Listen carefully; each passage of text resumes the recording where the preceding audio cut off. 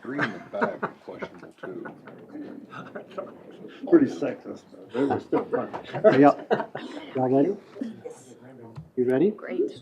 Staff is ready? All right. Call to order this February 25th, 2025 meeting of the Kerrville City Council. Please rise for the pledge, prayer and the pledge. Lord, thank you for this place you let us live. Thank you for the town, the people, and thank you for the spirit of this place. Watch over this council as we make decisions. Thank you for our staff, for our first responders, and those who are in harm's way to take care of us. Lord, if it's your will, please send us rain. Thank you for all you give us. We all ask for strength and wisdom and peace and honor. It's your holy name we pray. Amen. Amen. I pledge allegiance to the flag of the United States of America and to the republic for which it stands, one nation, under God, indivisible, with liberty and justice for all.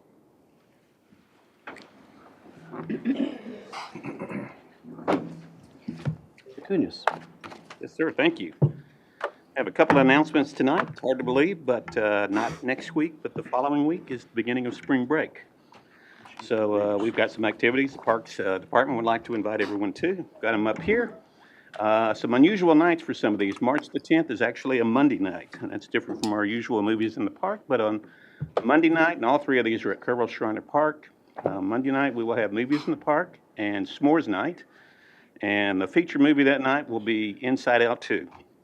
And to prove that you can never stop learning, I was today years old before I realized there was an Inside Out 1, which I guess I need to watch that.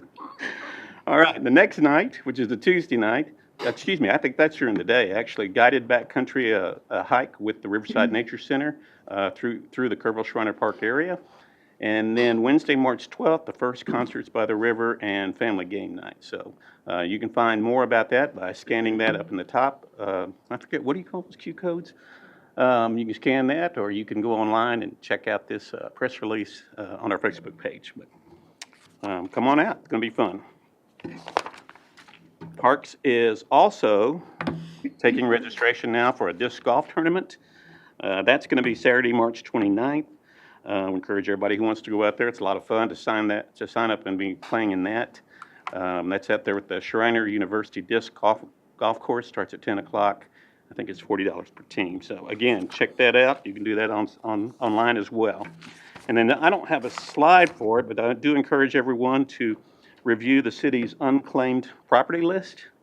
Unclaimed property represents checks that were issued but never cashed. Some examples may be utility refunds that went to an account that's closed. There's a big list out on our website, a lot of names on there, so I encourage people to go out there. It's under the Finance tab, but actually on the front page where there's the little magnifying glass, you can just type in unclaimed property list and it'll take you to it. So we might have some money for you. Check it out. Thank you. And that'll do it. Thank you. Thank you. Do you have an announcement? I do have one. So Kerrville's rich in history, as we all know, and Kerrville was fortunate enough, we had a minor league baseball team, and it was all African Americans from the Doyle district, and several of them are in the minor league Hall of Fame in Alabama. This Saturday at 12 o'clock, Shriner University's baseball, they're playing baseball at noon, and Raymond Hardy, who's one of the last living members of the All-Stars, is going to throw out the first pitch. So if y'all can be out there to cheer on Mr. Hardy and, watch him zing it over home plate, then please do so at noon on Saturday at Shriner University. So, thank you. Thank you. Any other announcements?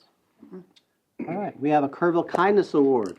I'd like to ask Kathy Sears Hall to meet me down front with anybody else she'd like to join her.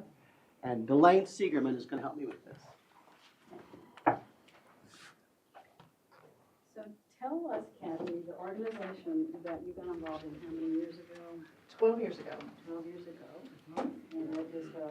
Big Brothers Big Sisters of the Texas Hill Country, and I'm a big, and Caitlin here is my little, so she was 10 when we were matched, and she's 22, about to be 23. She went to Tybee, was the Corps Commander of the ROTC there, just graduated from A&M with a degree. She has moved back to Kerrville, and she's working full-time at Peterson Health. Nice. Yeah. Great Excellent. story, So, congratulations. Yeah. It's a lot of hard work.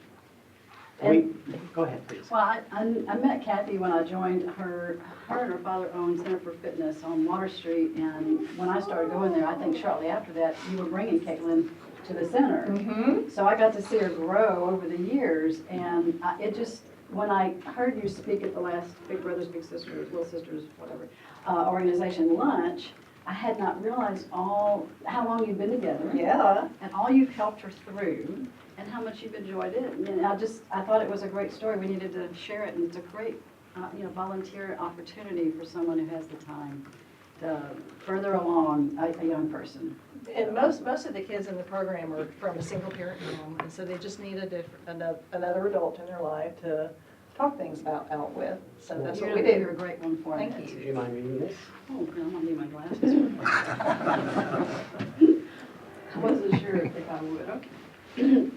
So, the City of Kerrville recognizes Kathy Sears Hall with the February 25th, 2025 Kerrville Kindness Award. Big Brothers Big Sisters is a nonprofit organization dedicated to providing mentorship opportunities for children in need. The organization's mission is to help children reach their potential and build their futures through professionally supported, one-to-one relationships with caring adult mentors. Big Brothers Big Sisters depends heavily on dedicated bigs like Kathy Sears Halls, to serve as a positive mentor and role model. Kathy filled that role locally by mentoring her little sister Caitlin Jones for more than a 10-year period, supporting her through personal growth and graduation from college. And to this day, Kathy and Caitlin remain close due to the sustaining impact of Big Brothers Big Sisters. The Kerrville Kindness Program is proud to recognize you and you for your dedication to serving as a positive influence in our city. Thank you for So, highlighting.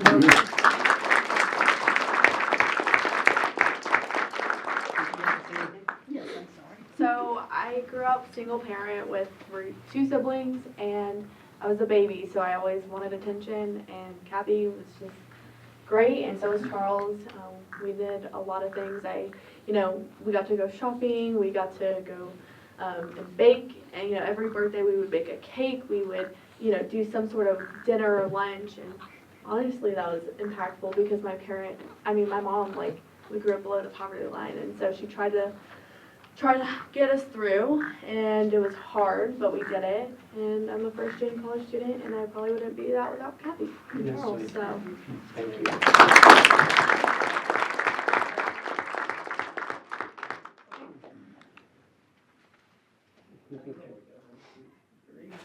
And one more, 1, 2, and 3. Thank you. Thank you. Thank Congratulations. you. And thank you for starting this award. I think it's just wonderful. I didn't that you start take it, but I'm happy to continue. Thank you so much. I'll have a great evening. Good job.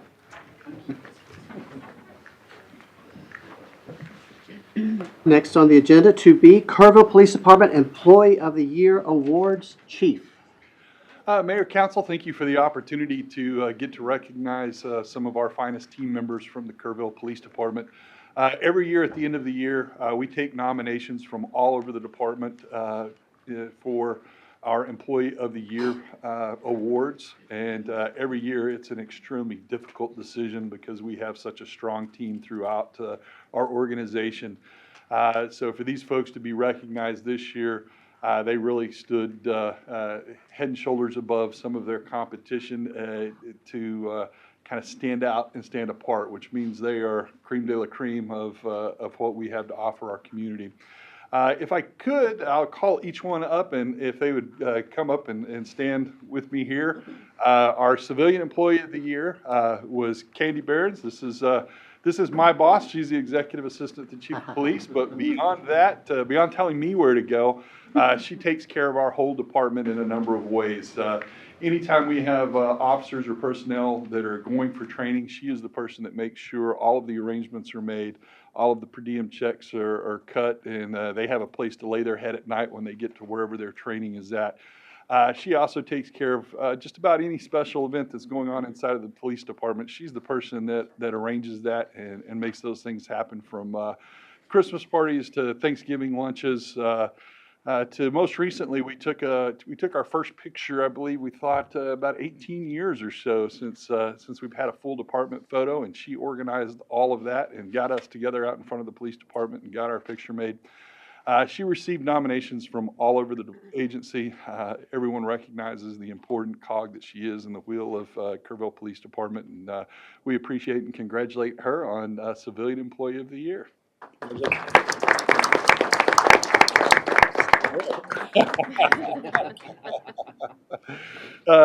Our police officer of the year is Jonathan Collier. See, now you have company. Jonathan is a detective assigned to our Special Investigations Unit.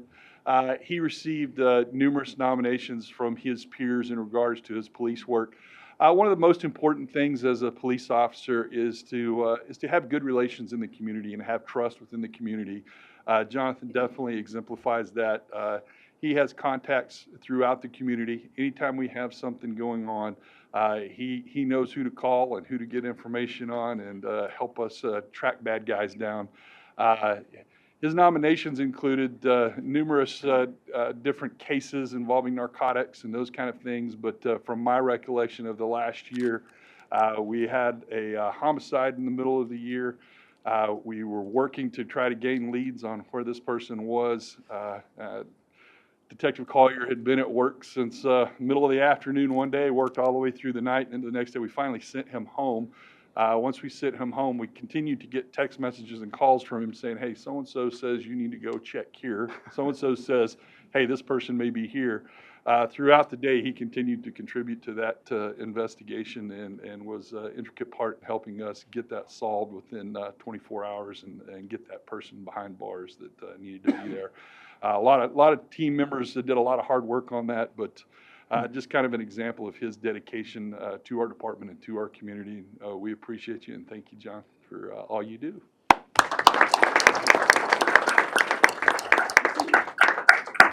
Our supervisor of the year is Sergeant Jason Beard. Sergeant Beard is, I'm sorry, Ben Ledesma. I apologize. I'm a year behind. I went back a whole year there. This is my boss. Sergeant Ben Ledesma. And Sergeant Ledesma, again, received numerous nominations. And one of the things that stands out about Sergeant Ledesma is his passion for our organization.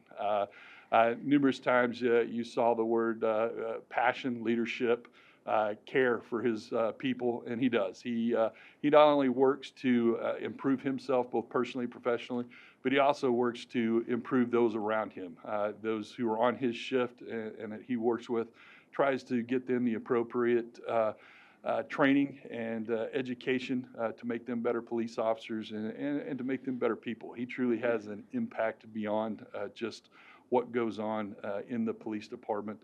He has an impact throughout our community. He's that kind of person, and we're very proud to have our Supervisor of the Year, Sergeant Ben Ledesma. Congratulations.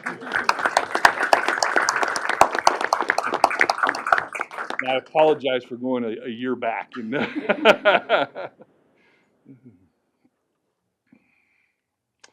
pictures? Yes, if you Got want to 'em? get y'all All right, up there. perfect. All right.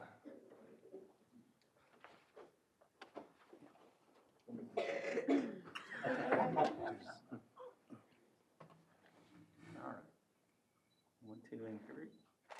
Let's do one more. Thank you. And all of these folks have people that support them quite regularly. Would you mind if Please do.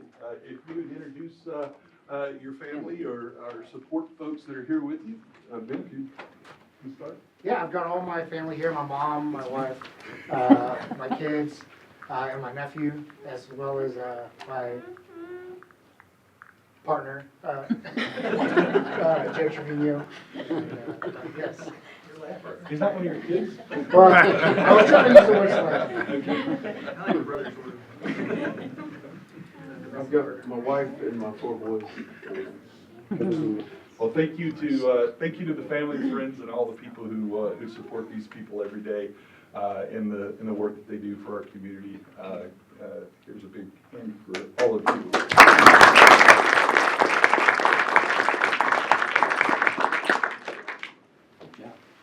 Thank you.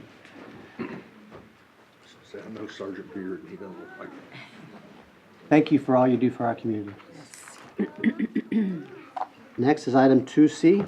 Chief, you're back up, it looks like. Actually, I get to introduce our Kerrville Police Officers Association. One of the folks we just heard from, and Detective Holloway and Sergeant Ledesma. They're here on behalf of the Kerrville Police Association. They're making a donation to every officer in our department. If you guys want to come up and tell about. All right, perfect. I wasn't sure who all you were going to have come up, so I'll let you introduce the board and everybody that's involved. All right, so, like Chief said, I'm Ed Holloway, and I'm the president of the association. Ben Ledesma is our vice president. Mary Hernandez is our treasurer, and Candy Behrens is our secretary. And Jake over there, he's our sergeant of arms. He can get up here too. So, make it not try to go real long. So this was something that was brought to my attention by our community service officer, Sergeant Jack Lamb. And I started looking at videos about it, and I don't know if any of y'all are familiar with it, but it's called a LifeVac system, and it's kind of like an anti-choking device. And a lot of times when first responders show up at the scene, and we've had first responders who received the life-saving award in this very spot by doing the Heimlich maneuver, saving someone's life. A lot of times when we do that, we do cause complications though. Sometimes you can break ribs, sometimes there can be other things that can happen as well. Well, they created this device, it's like a plunger, and our assistant chief knows how well it works. He tried it on himself. Don't recommend doing it. It worked. But it works. It does work. And so what it does is it pushes all the air out, and it creates a suction, and then it, like you plunge up. And anything that's lodged in the throat is coming up with it, and it has saved countless lives. And so we put a drive together, and if I could have Paul Gonzalez stand up, please. And also our members from the KCP AAA. They assisted us greatly in achieving this goal of getting these LifeVacs for our entire department. And after some training and policy, we'll hopefully get these filled out to our officers ASAP. And so, Chief, we want to give this to you. All right, thank you. How many units did you get? We got 60 of them. Okay. And so that's. And how much did each one cost? So they're like $65 a piece, but with the law enforcement, when they end up coming out to like $47 a piece, somewhere around there. Okay. So yeah, they're very proud of their product, but it works though. For a good reason. Yes. But the Kerrville Police Association does have a goal to keep fundraising, because our goal is to actually get enough to maybe pass out to other law enforcement agencies in the county and other first responders. So we will be fundraising and trying to do events and reaching out so that we can try and do more things like this to supply other first responders with this kind of. Do you have an idea of how many more you might need to accomplish that goal? So that's gonna require talking to some heads of those departments to see if they would even want it first. I got that from the chief because we got this great idea about getting a bunch of them, and when Ben and I had our meeting with the chief, was like, well, calm down, let's really think about this. And so we haven't had a chance to really sit down with some of them to see if it is something that would be interested in. But I would say that if they are interested, it would probably be, we'd probably need another 60 more. Okay. So we do have some work to do, but yeah, like I Okay. said, some more communication and everything. Great. Thank you. Well done.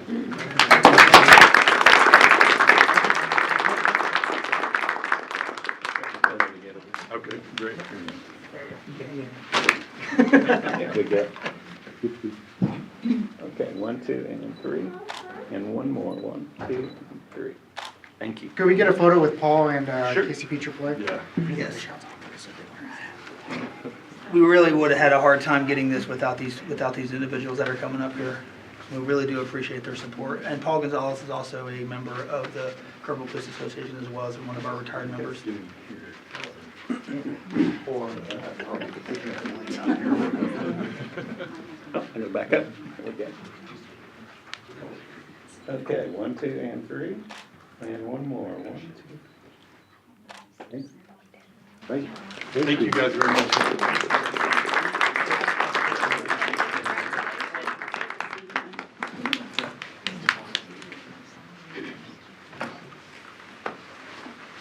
For the kindness and the Employee of the Year awards and this donation of Life Act makes us proud to be from Kerrville. So thank you. Thank you all. Shelley, do we have anybody signed up to speak? No, sir.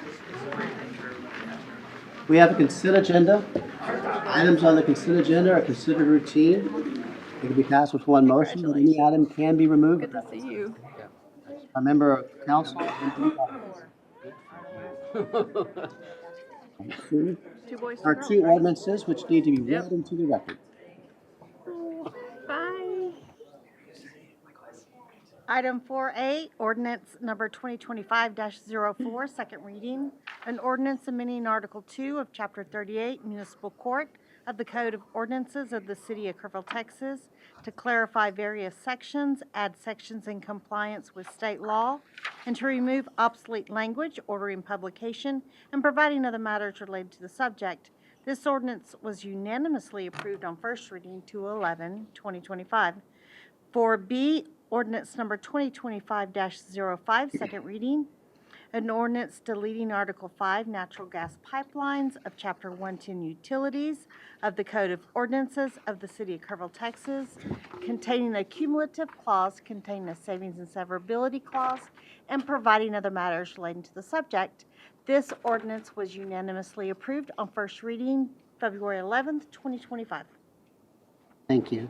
Before we have a motion on the consent agenda, I do want to point out that item 4C is a very rare event in Kerrville. I believe Ms.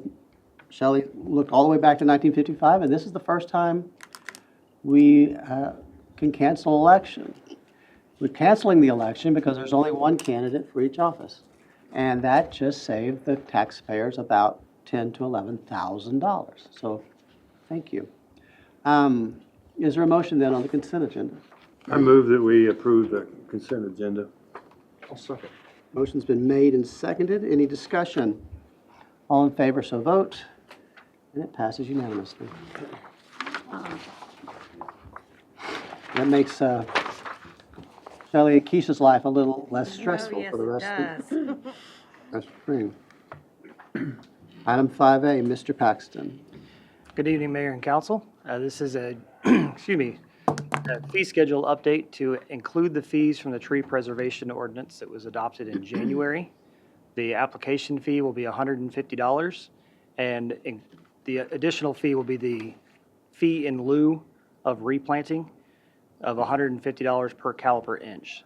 So if you recall, any trees that are removed, the required replanting, they can buy their way out of up to 50% of those replantings by paying for those trees, and that'll go into a tree fund for the city.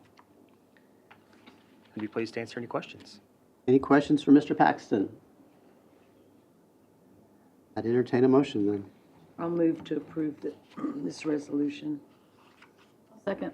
Motion's been made and seconded. Any discussion? All in favor, so vote. And it passes unanimously. All right. 5B, ClearGov. Julie.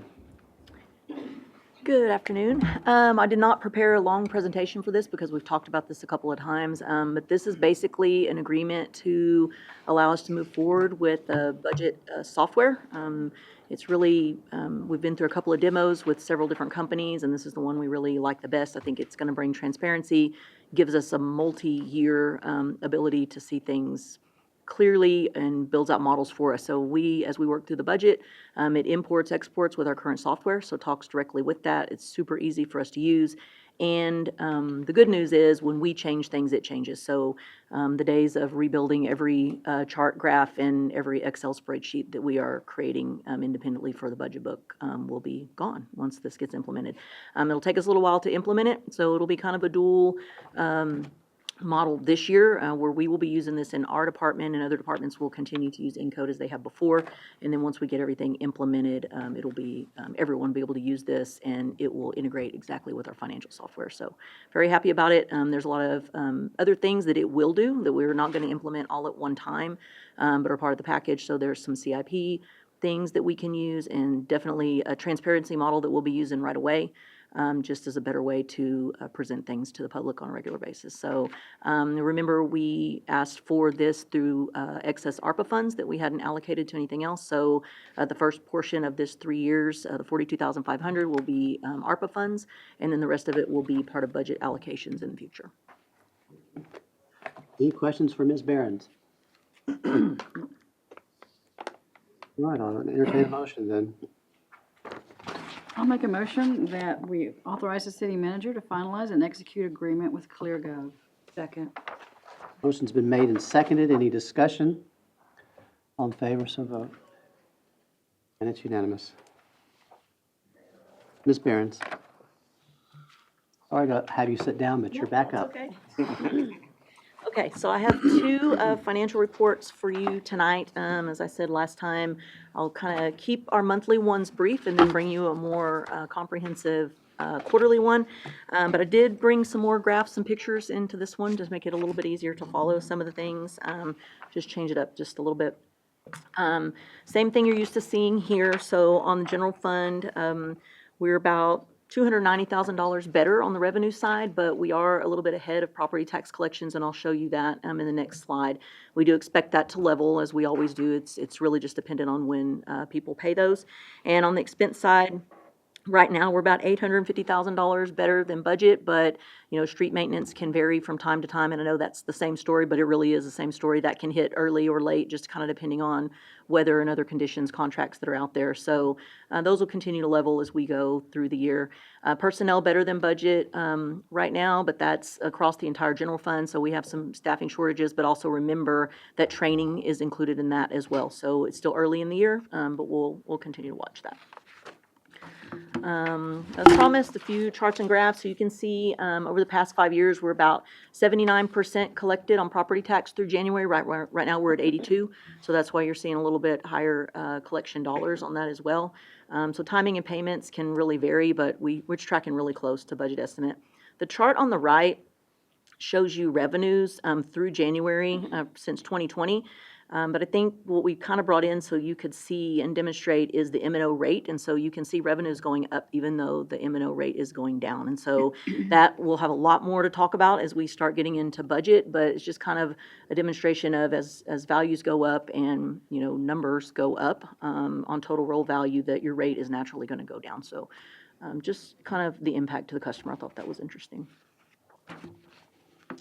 This is your major revenues by category, and what we did here was said your dark blue is your budget and your light green there is where we think we should be, and then your yellow is where we actually are. So it just kind of shows you how it trends with budget estimate, and you can see everything's pretty much on target. Property tax a little bit higher, but we just talked about the why on that.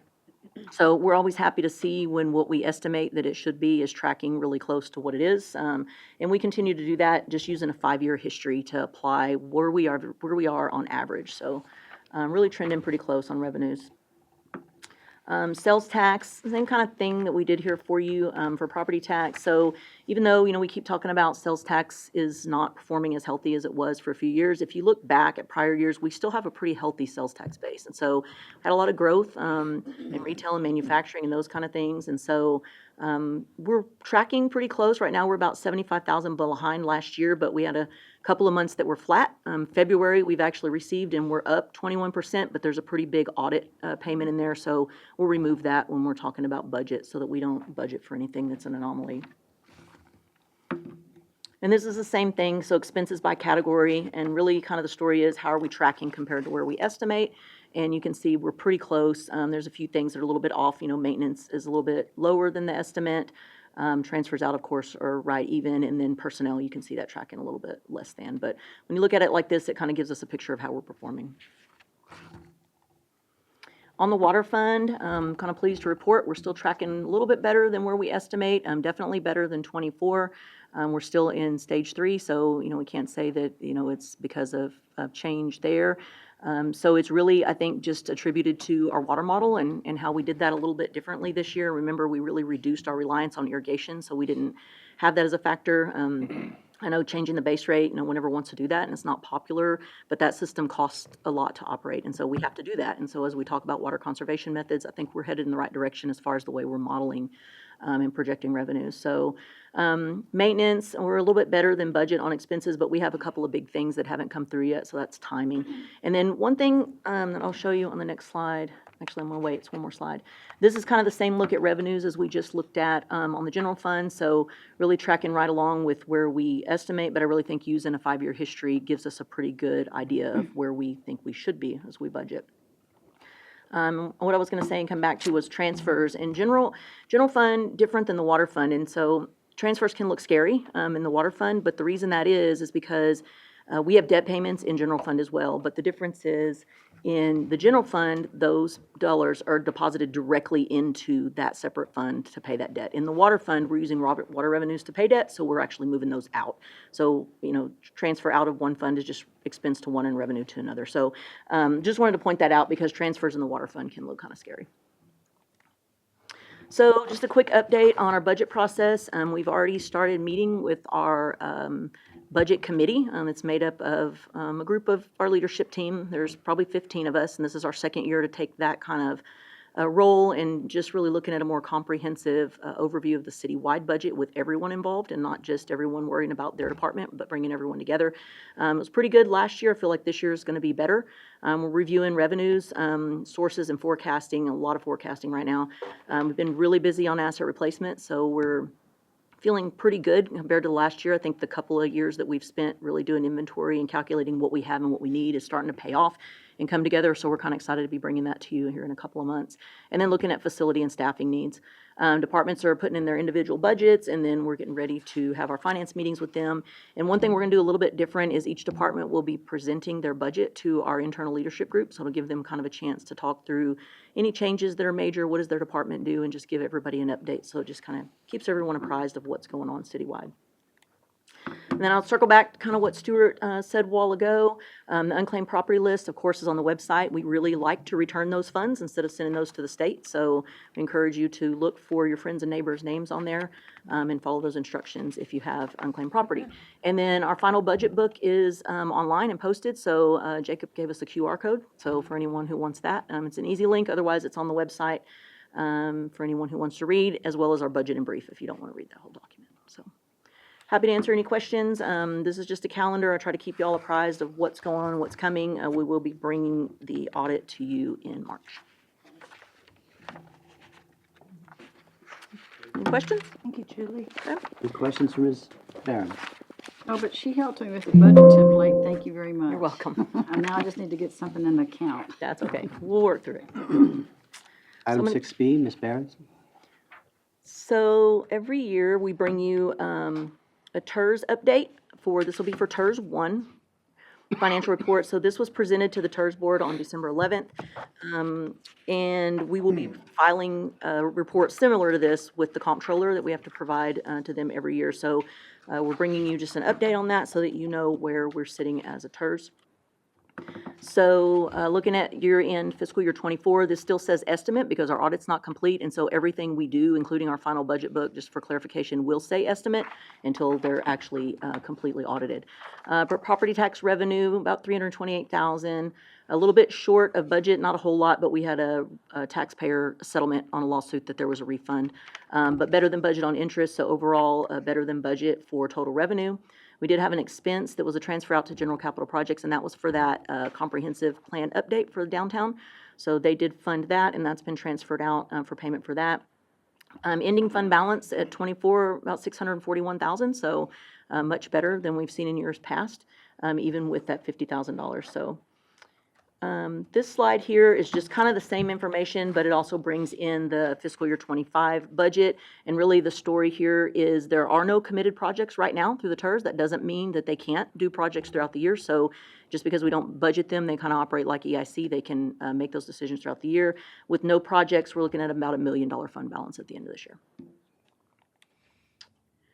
These are their funded projects from the inception of the TERS 1. So they helped with both intersections on Water Street for the ADA compliant crosswalk over here at the Star, and then also the newly installed crosswalk over at close to HHHC, and then of course the downtown updates. So those are the things that they have funded to date, about $142,000. Happy to answer any questions about TERS. I just have one. Yes, ma'am. Remind me what the project was that had the $92,500 expense in 2023? That was, in 2023, Yes. that was gonna be, if you look at the 52,500 right there and the 40,000, those were those intersections. And we had some block grant money, so there was money that came in from the state that funded part of that grant. And then TERS funded the Okay. matching component. Okay, thank you. Any other questions for Ms. Behrens? All right, thank you, Okay, ma'am. thank you. Item 7A is eligible for executive session. I'm not sure that we need that, but if y'all would be more comfortable in executive session discussing that, it's up to you. If not, then I would make a nomination. Larry Howard is the current chair of the Kerrville Public Utility Board. And as you may know, KPUB is in the midst of a rather complicated project. And as Abraham Lincoln once said, it's not wise to change horses in the middle of a stream. And so I'm hoping that I will have a second as I nominate Larry Howard to be reappointed to position 2 on the KPUB Board of Trustees. I'll second. Third. A motion's been made and seconded by Mr. Harris. Any discussion? Mr. Howard is here. If anybody has a question for him. I would like to say one thing, though. Thank you for everybody that applied. I know there were several names. We got a list of 3 of them, so, but There were good applicants. Each one would have been qualified, but Mr. Howard, for some reason, wants to continue suffering in that position. All right, we have a motion, a second. Any discussion? All in favor? So vote. Thank you, Larry. You're stuck for 5 more years, sir. 7B, appointment to the Main Street Advisory Board. I'll just defer to you if that's okay. Okay, I had the pleasure of speaking with Jill Drake and Michelle Gray, are 2 applicants for the 2 openings we have on Main Street. One was a recent vacancy, but fortunately, we actually have another applicant, so I was very happy. One of them, Jill Drake, actually had extensive experience on her Main Street in Paris, Texas, so she brings that experience to our board. So I would like to recommend that we appoint Jill Drake and Michelle Gray. Second. Second. 2 seconds. Okay, I thought you were asking for the second. I made a second, but you can do it. No. Motion's been made and seconded. Any discussion? All in favor, so vote. It's unanimous. Item 7C, appointment to Anyone here from that? Is Michelle Gray here? No. Okay, just appointment to the Zoning Board of Adjustment. Ms. Hughes. Yes, this is one of those boards where the requirements include that you be a qualified voter in the city and that you reside in the city limits. So having to keep that in mind, we've got 2 alternate positions open, and I've discussed it with the mayor and with the applicants, and at this time I'd like to nominate Connor Odim and Vanessa Von Dolan to the Zoning Board of Adjustments. Is there a second? Second. Yay. Get the second. Any discussion? All in favor, so vote, and it passes unanimously. All right, we have no executive session items. Are there any items for future agendas? yes. Go ahead, please. With the guidance of Mr. Hornis, we would like to revisit the Shriner Golf Club the improvements that are being done and future management plans of said. So if we could have that on. I'll second that. Thank you. Anything else? Elaine? Not yet. All right. This is a 39-minute meeting, and it is adjourned. Ow. Look at the